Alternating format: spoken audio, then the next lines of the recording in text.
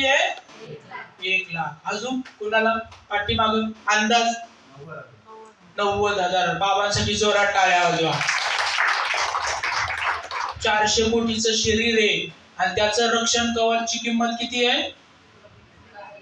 90,000. 1,00,000. किती जणांना वाटतं जर 90,000 किंमत असेल तर सर मी लगेच घरी घेऊन जाईल? किती जणांना वाटतंय? कुणालाच नाही वाटत.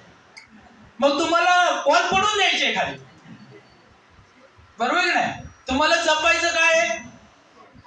1 तोळा सोनं.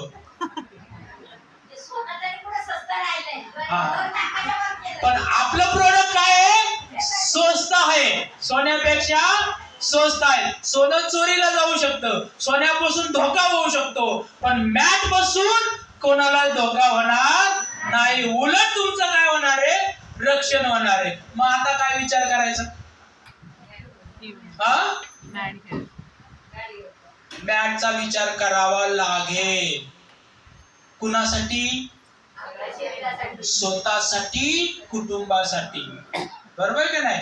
कारण तुमच्या घरात ज्याही गोष्टी आहेत त्या आरोग्याच्या नाही, त्या सगळ्या कशाच्या आहेत? कशाच्या आहेत सगळ्या वस्तू? कशाच्या आहेत? सगळ्या सुख सुविधा आहेत. आपल्याकडे 1.5 लाखाचे मोबाईल आहे, पण शरीराला सुख देणारी कुठली गोष्ट?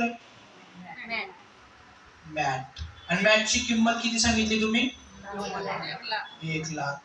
पण येणाऱ्या गुढीपाडव्यानिमित्त लाइफलाईन कंपनीने तिची प्राइस खूप कमी करून दिली आहे. का कमी करून दिली आहे? की आजच्या दिवसाला जे आई बाबा विचार करतील, मी काय म्हणलोय? आजच्या दिवसाला जे आई बाबा विचार करतील तेवढ्याच आई बाबांना त्या मॅचची किंमत खूप कमी करून दिली आहे कंपनीने. आता सांगा किती जणांना वाटतंय की ते संधी मी असलं पाहिजे, त्या संधीत सर मी असलं पाहिजे? एकदा पुढे या, जोरात टाळ्या वाजवा यांच्यासाठी. हे आहे, या पुढे या.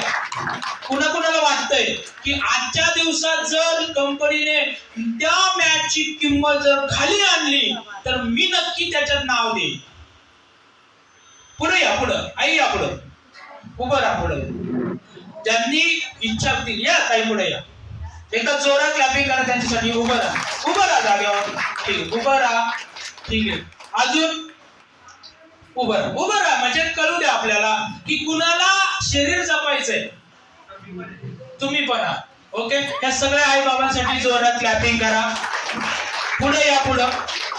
फक्त आजच्या दिवसापुरतच आहे, उद्या तुम्हाला ती मिळणार नाही. कारण मी सांगणार आहे आजच्या दिवसात प्राइस का कमी होणार आहे, त्याचं कारण सांगणार आहे. मॅडम एक काम करा, हा पुढे घ्या आणि